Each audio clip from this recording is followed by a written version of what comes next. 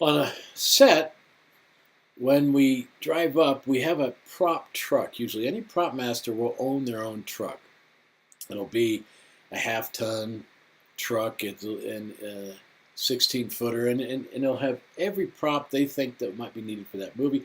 They'll collect props over the years and they'll store them in warehouses and put them in their truck. But you usually show up into set with your prop truck, so in an emergency you can grab something or contrive to make something out of all the tools you'll have to make things and all the different props that you can mix and match. When you get out of the prop truck, you'll take a prop cart to set, and on your prop cart will have the immediate stuff that will need to be set in the scene. And here we have a prop cart, and you can see it's labeled all the different things that are going to be needed. And this is obviously a dinner scene, so when it comes to food, fake or real, it's going to be the domain of the prop department because an actor is touching it. It can be moved with one's hand, and so a lot of times you'll see food already prepared on that prop cart ready to be put on the table because the actors might eat it. Or in this case, maybe it's plastic, who knows. But they will be, any type of table setting will definitely be the domain of the prop department because actors will be touching it. Now, if it's just a table setting and the actors aren't touching it, if they're walking by, then it's just set rest. But everything here an actor is going to touch.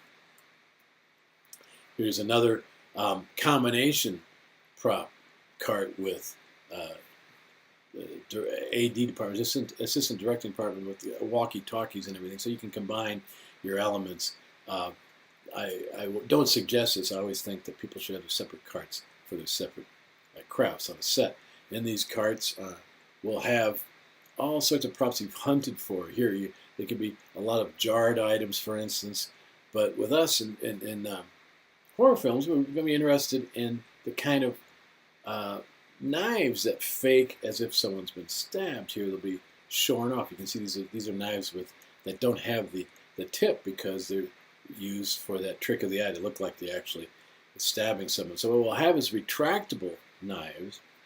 As you can see here, it's a nice kitchen knife with a retractable point so that when it hits the body it slides back. It looks like it's been inserted, but it hasn't. Here's another more sophisticated retractable hunting knife.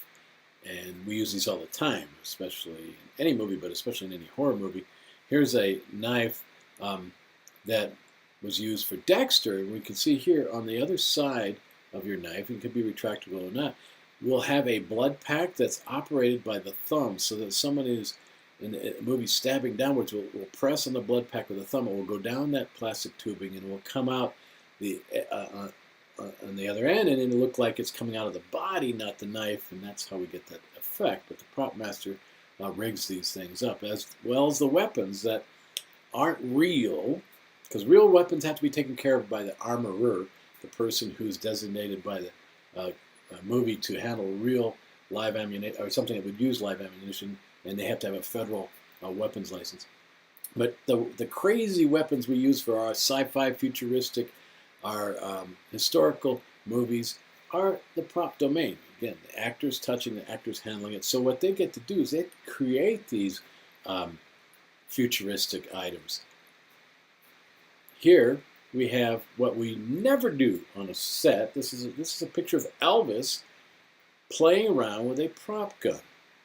Never allowed. You would be instantly, even if you were Elvis reincarnated, coming back from the dead, you would be walked off the set by security and not asked to come back. This no longer happens because we've had some serious accidents with what people thought were prop guns, with prop guns themselves, firing blanks.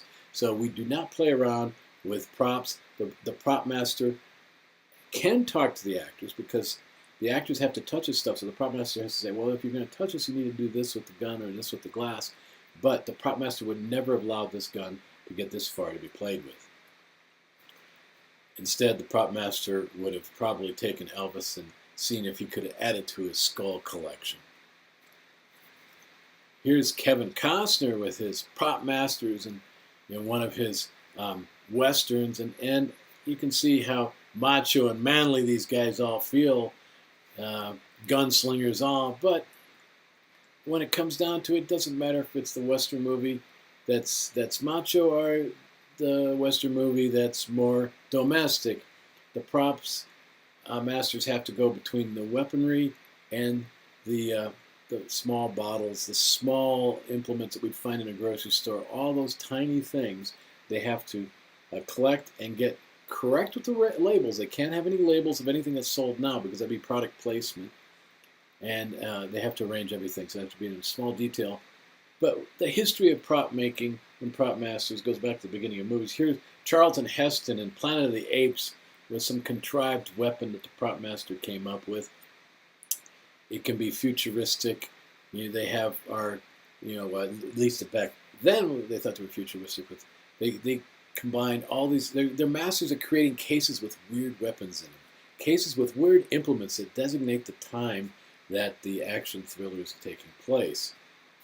Here is a wonderful, weird, creepy weapon. This is from Transformers: Revenge of the Fallen, and you can see that they've played in their minds with something that looks like a combination bazooka, and it's got a trigger as if it were like a Uzi. It's a very strange weapon, but they're going to create this, and then in the movie we see these people rocking and rolling with these props that are created by our hobbyists.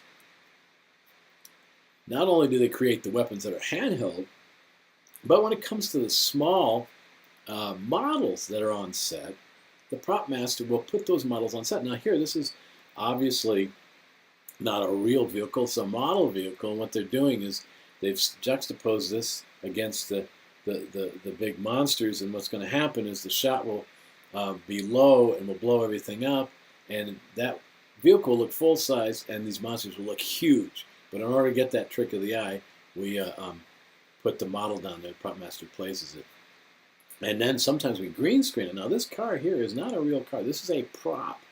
But what they've done is they've green screened it, so everybody standing around here, or on this car, is actually standing around a green screen that shows nothing, but then they put the prop in that place and they blow it up on screen, and it looks like a wonderful, huge, somewhat gothic 1940s extended hood Rolls Royce kind of car.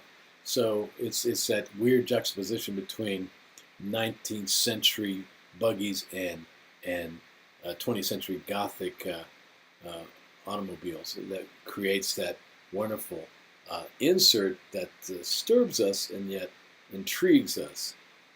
And here's prop makers' domain big time. These are gold coins. There are over 3,000 props that are used in Oz, the Great and the Powerful, the movie made, and 1,400 of them are manufactured specifically just for that film, and that didn't include the 5,000 coins that prop master Russell Bobbitt, now that's the guy who's doing Iron Man 3, had made especially to fill Oz's treasure chest. One side of the coin is stamped with the image of the yellow brick road, and the other side there's an image of the author Frank Baum, the person who wrote The Wizard of Oz. But this is when we talk about large budget outlays for props, and the prop makers who deal with it are in a sense, almost like the production designers of minutia.